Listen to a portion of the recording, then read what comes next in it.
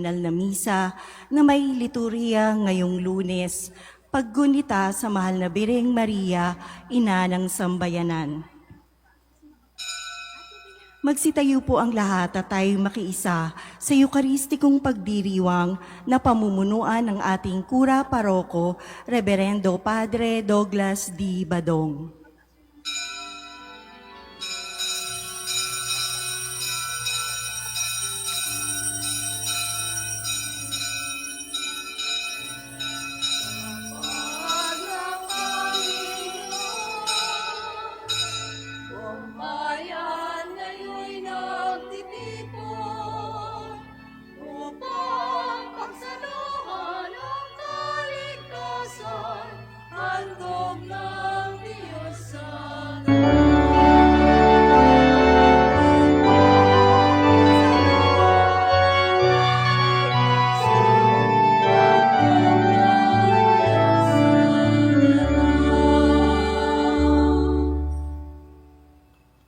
Sa ngalan ng Ama at ng Anak at ng Espiritu Santo. Amen. Ang pagpapala ng ating Panginoong Hesus Kristo, ang pag-ibig ng Diyos Ama, at ang makikipagkaisa ng Espiritu Santo naway sumainyong lahat. At sumayo rin. Ngayon po ay ginugunita natin ang kapisahan ng mahal na Birheng Maria, ina ng sambayanan. Mga kapatid, aminin natin ang ating mga kasalanan upang tayo'y maging marapat gumanap sa banal na pagdiriwang. Inaamin ko sa makapangyarihang Diyos at sa inyo mga kapatid, na lubha akong nagkasala sa isip, sa salita at sa gawa, at sa aking pagkukulang. Kaya isinasamo ko sa mahal na Birheng Maria, sa lahat ng mga anghel at mga banal, at sa inyo mga kapatid, na ako'y panalangin sa Panginoong ating Diyos. Kawaan tayo ng makapangyarihang Diyos, patawarin tayo sa ating mga kasalanan, at patnubayan tayo sa buhay na walang hanggan. Amen. Panginoon, kaawaan mo kami. Panginoon, kaawaan mo kami. Kristo, kaawaan mo kami. Kristo, kaawaan mo kami. Panginoon, kaawaan mo kami. Panginoon, kaawaan mo kami. Manalangin tayo. Ama naming makapangyarihan, ikaw ang nagdudulot ng tanang pagdamay at kasiyahan. Ang anak mong nakabayubay noon sa krus na banal ay nagbigay ng kanyang ina upang maging ina naming tanan. Ipagkaloob mo pakundangan sa inang mapagmahal ng iyong sambayanan ay magalak araw-araw sa ibayong kabanalang kinakamit ng mga kaanib mong isinilang upang sa kandungan nito ay maakit ang sangkatauhan sa pamamagitan ni Jesucristo kasama ng Espiritu Santo magpasawalang hanggan. Amen.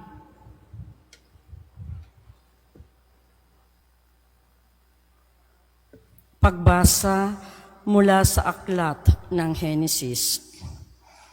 Pagkakain ni Adan sa bunga ng puno, tinawag siya ng Panginoon at tinanong, "Saan ka naroon?" "Natakot po ako nang marinig ko kayong nasa hardin. Nagtago po ako sapagkat ako'y hubad," tugon ng lalaki. Sino may sabi sa iyong hubad ka?" Tanong ng Diyos. "Bakit?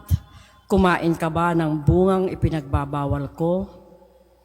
"Kasi pinakain po ako ng babaeng ibinigay ninyo sa akin," tugon ng lalaki. "Bakit mo naman ginawa iyon?" Tanong ng Diyos sa babae. "Mangyari po'y nilinlang ako ng ahas, kaya ako natuksong kumain," tugon naman niya. At sinabi ng Panginoon sa ahas, "Sa iyong ginaway may parusang dapat, na tangi ikaw lang yaong magdaranas. Ikaw ay gagapang ang hatol kong gawad, at alikabok ang pagkaing dapat. Kayo ng babae laging mag-aaway, binhimo't binhinyay laging maglalaban. Ito ang dudurog sa ulo mong iyan, at sa sakong niya'y ikaw ang tutuklaw. Eva ang itinawag ni Adan sa kanyang asawa, sapagkat ito ang ina ng sangkatauhan. Ang salita ng Diyos. Salamat sa Diyos.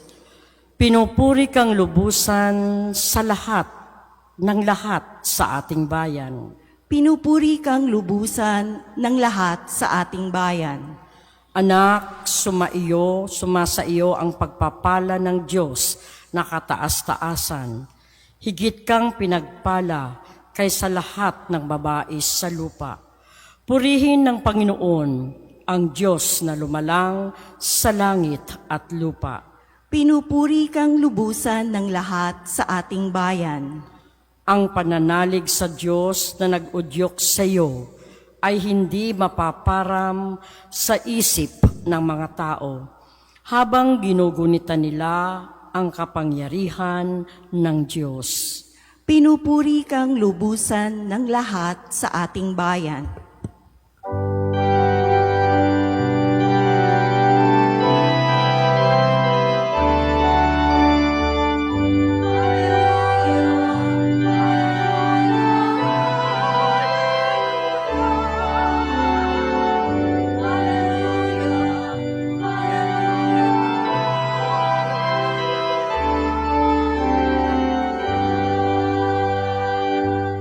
Birheng Mariang mapalad, dapat magpuri ang lahat sa iyo at sa iyong anak.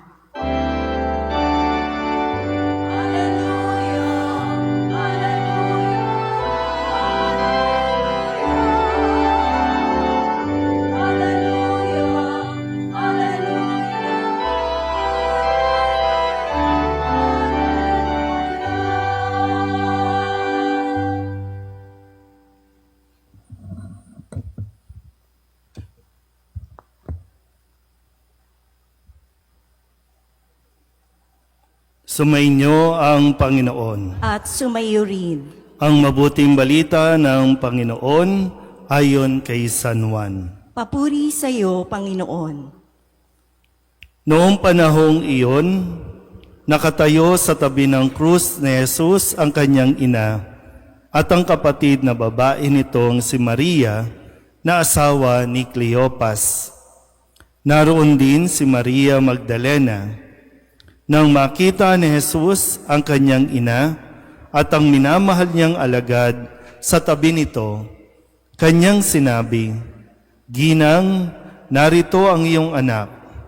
At sinabi sa alagad, "Narito ang iyong ina." Mula noon siya'y pinatira ng alagad na ito sa kanyang bahay.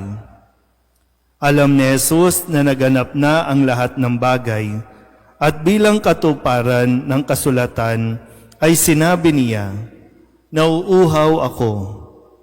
May isang mangkok doon na puno ng maasim na alak.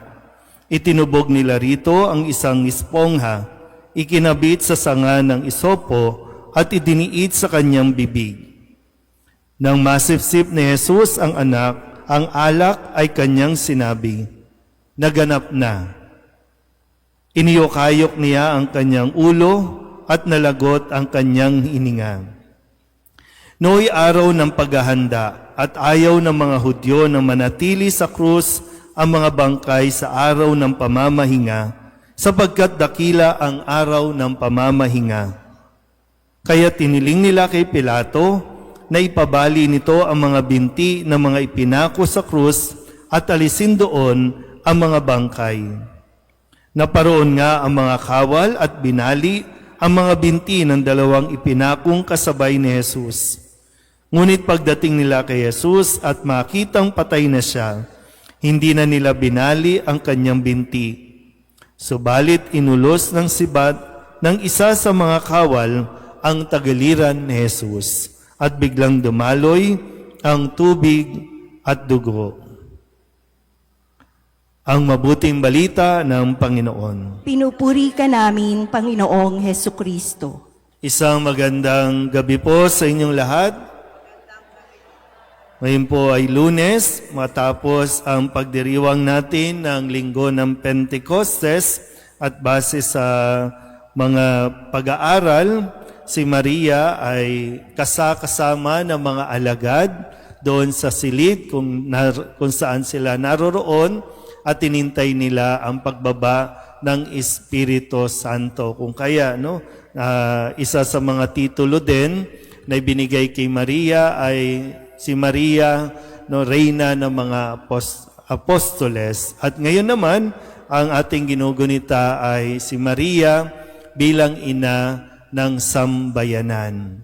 At sa ating pong Ebanghelyo, narinig natin yung tagpo kung saan bago nalagutan ng hininga sa Jesus, ay kanyang inihabilin sa isa't isa nang makita niya ang kanyang ina na ngayon ay mag-isa na lang. Dahil sa kwento, maagang nabalo si Maria, maaga siyang naging byuda, at ngayon ay yung anak naman niya, si Jesus, ay mawawala na rin sa piling niya. Kumbaga, sino ang mag-aaruga, sino ang mag-aalaga sa kanyang ina, kung kaya't inihabilin ito sa kanyang nag-iisang alagad na naroroon sa paanan ni Jesus. At ganun din naman na makita niya ang alagad na ito dahil base din sa pag-aaral, ito ang pinakabatang alagad. At inihabilin din itong alagad na ito doon sa pagkalinga ng kanyang ina. Kaya isa ito sa pinagbabasihan natin para masabing tunay ngang ang mahal na ina ay pinagkatiwala sa atin at tayo rin ay pinagkatiwala sa mahal na Birhen bilang ating ina.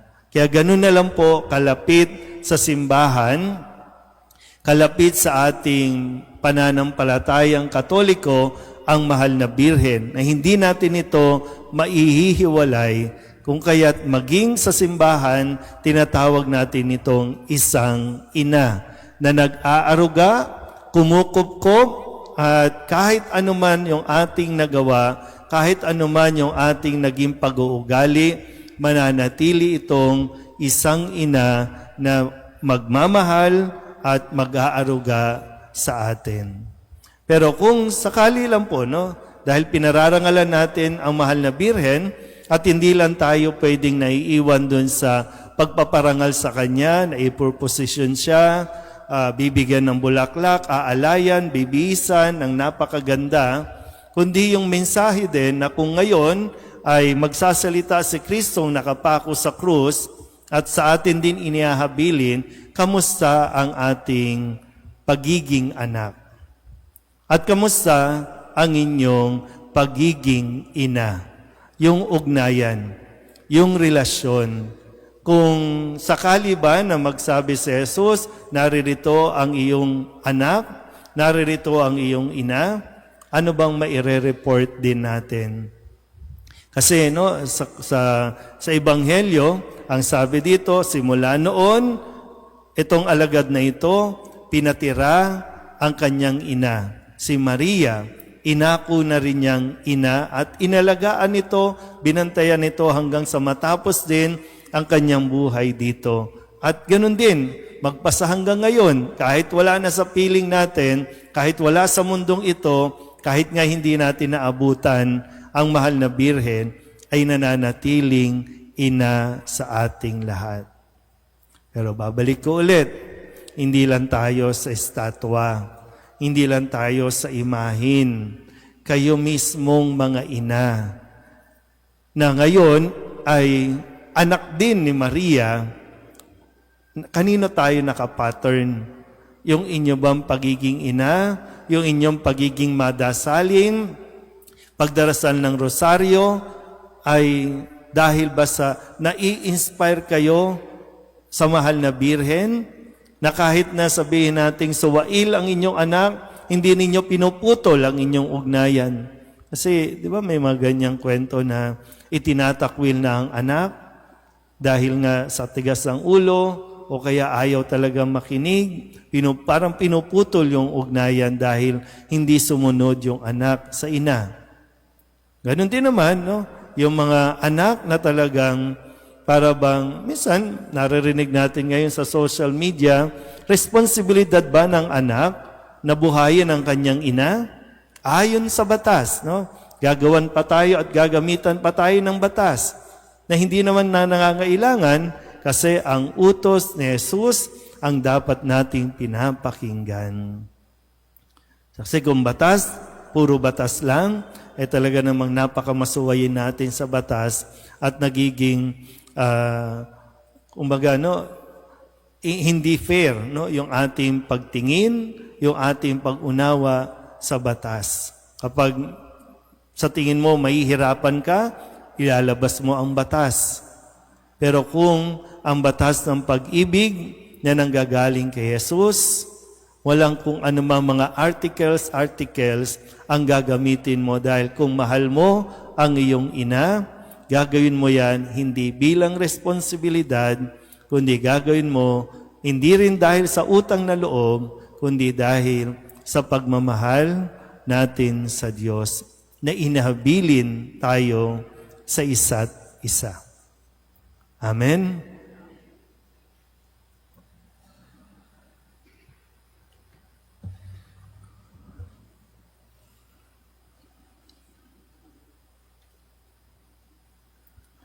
Manalangin tayo sa Diyos na ating Ama na gumawa ng mga dakilang bagay kay Maria at naghatid sa Kanya sa maluwalhating trono sa langit. Ipaalam natin sa Kanya ang ating mga pangangailangan sa tulong ni Maria. Ang ating itutugon, Panginoon, dinggin mo ang aming panalangin. Panginoon, dinggin mo ang aming panalangin. Sa tulad ni Maria, naway magpatotoo ang simbahan sa mapagligtas na pag-ibig ni Kristo.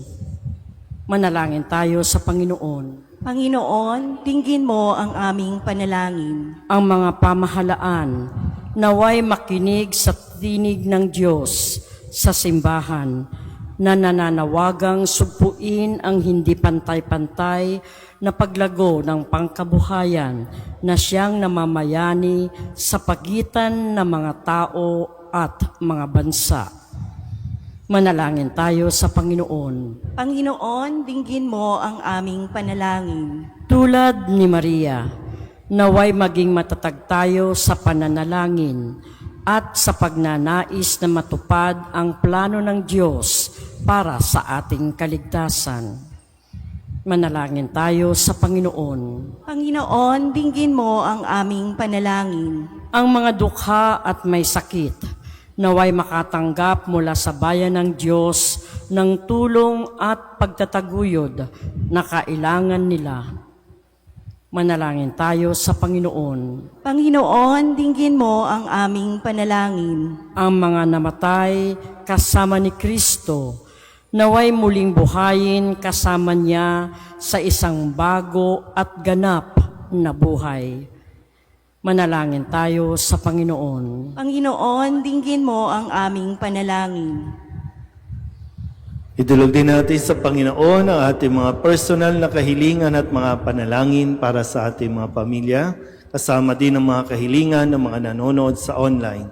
Lahat ng mga misang pasasalamat, special na intensyon, agarang paggaling ng mga may sakit, at ang lahat ng mga kaluluwa na inihiling na ipagdasal sa misang ito. Ang lahat ng ito ay inihiling namin sa ngalan ni Kristo, ang aming Panginoon. Amen.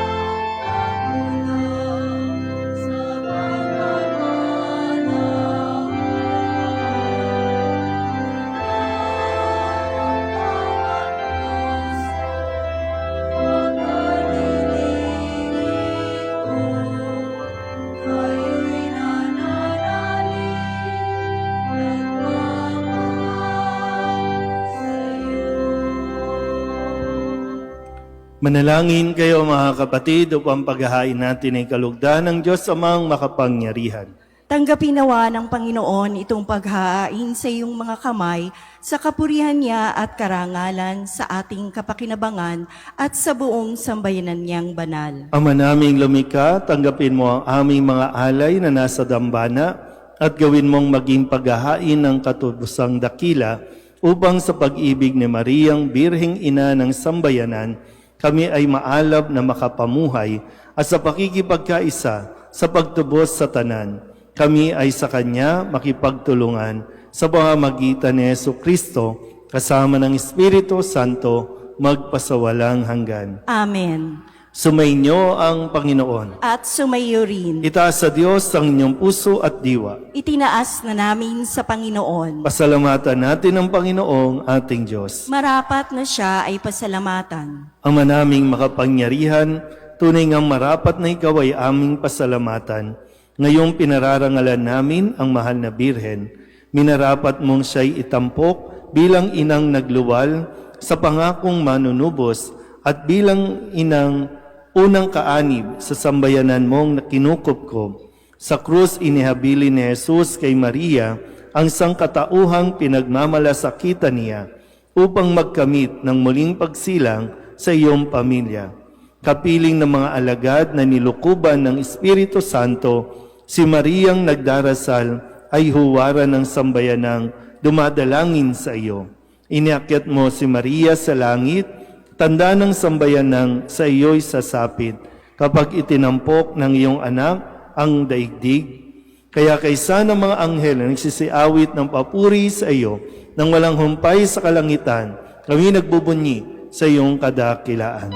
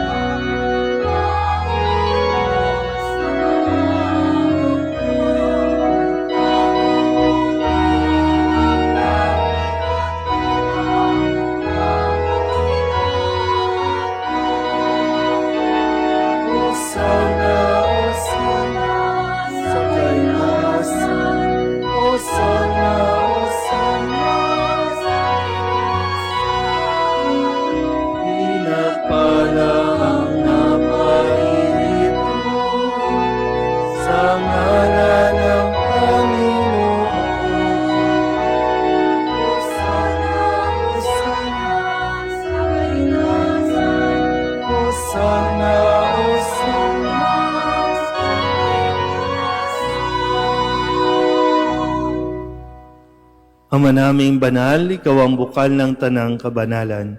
Kaya't sa pamamagitan ng iyong Espiritu, gawin mong banal ang kaloob na ito upang para sa aming maging katawan at dugo ng aming Panginoong Hesu Kristo.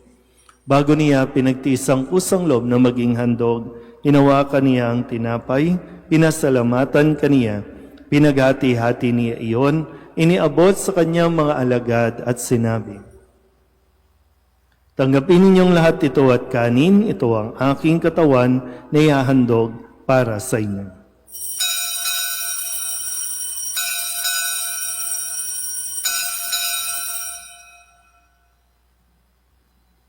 Gayun din naman nung matapos ang hapunan, hinawakan niya ang kalis, muli kaniyang pinasalamatan. Iniabot niya ang kalis sa kanyang mga alagad at sinabi, tanggapin ninyong lahat ito at inumin. Ito ang kalis ng aking dugo ng bago at walang hanggan tipan. Ang aking dugo na ibubuhos para sa inyo at para sa lahat sa ikapagpapatawad ng mga kasalanan. Gawin ninyo ito sa pag-alaala sa akin.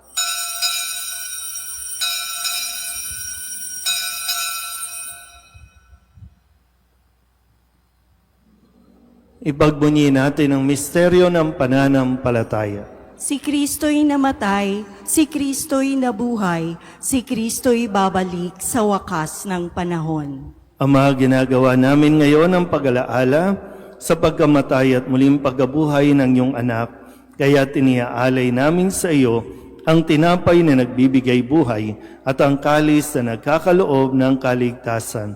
Kami nagpapasalamat dahil kami iyong minarapat na tumayo sa harap mo para maglingkod sa iyo. Isinasamo namin kami magsasalo-salo sa katawan at dugo ni Kristo ay mabuklod sa pagkakaisa sa pamamagitan ng Espiritu Santo. Ama, lingapin mo ang iyong simbahang laganap sa buong daigdig. Puspusin mo kami sa pag-ibig kaysa ni Leon na aming Papa at ni Jose na aming Obispo at ng Tanang Kaparian. Alalahanin mo si Nilda na tinawag mo mula sa daigdig na ito. Nung siya'y binyagan, siya'y nakaisa ni Kristo sa pagkamatay. Ngayong siya'y pumanaw, naway makaisa siya ni Kristo sa pagkabuhay. Alalahanin mo rin ang mga kapatid naming nahimlay nang may pag-asang sila'y muling mabubuhay, gayon din ang lahat ng mga pumanaw. Kawaan mo sila at patuloyin sa iyong kaliwanagan. Kawaan mo at pagindapating kaming lahat na makasalo sa iyong buhay na walang wakas. Kaysa ng mahal na Birheng Maria na ina ng Diyos, ng kabiyak ng puso niyang si San Jose, kaysa ng mga apostol at ng lahat ng mga banal na namuhay dito sa daigdig ng kalugod-lugod sa iyo, may pagdiwang nawa namin ang pagpupuri sa ikararangal mo sa pamamagitan ng iyong anak na aming Panginoong Hesu Kristo. Sa pamamagitan ni Kristo, kasama niya at sa Kanya, ang lahat ng parangal at papuri ay sa iyo, Diyos Amang makapangyarihan, kasama ng Espiritu Santo, magpasawalang hanggan.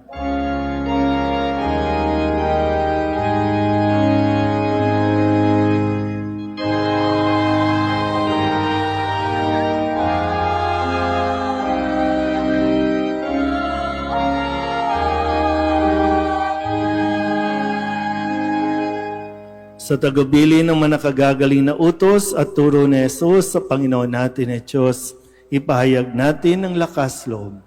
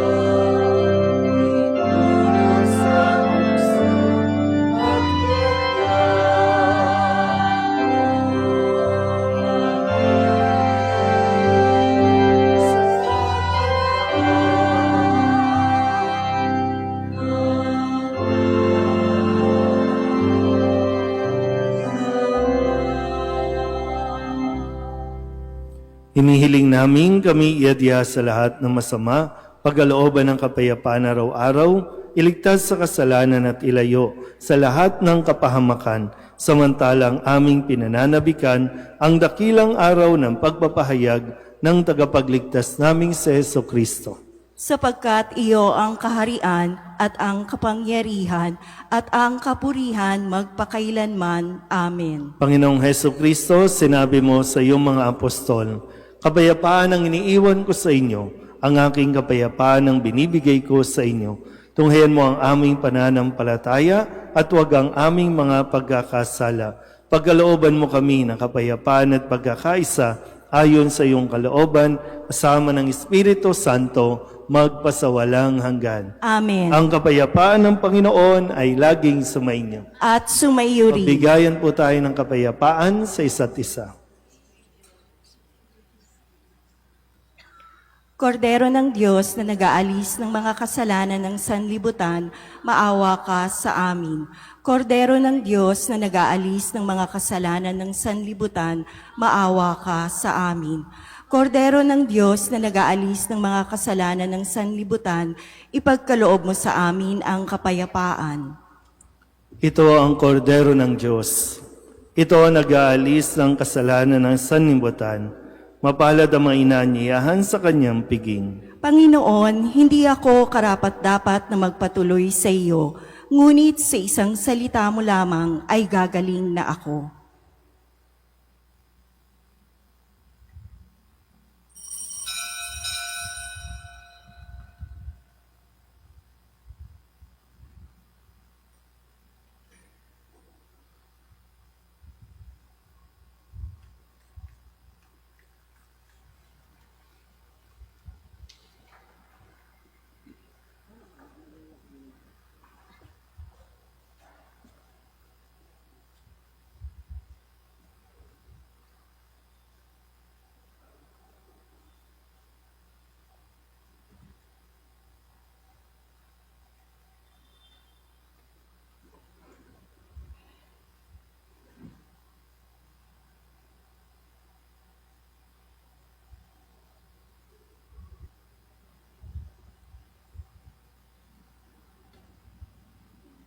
Nagsitayo po ang lahat.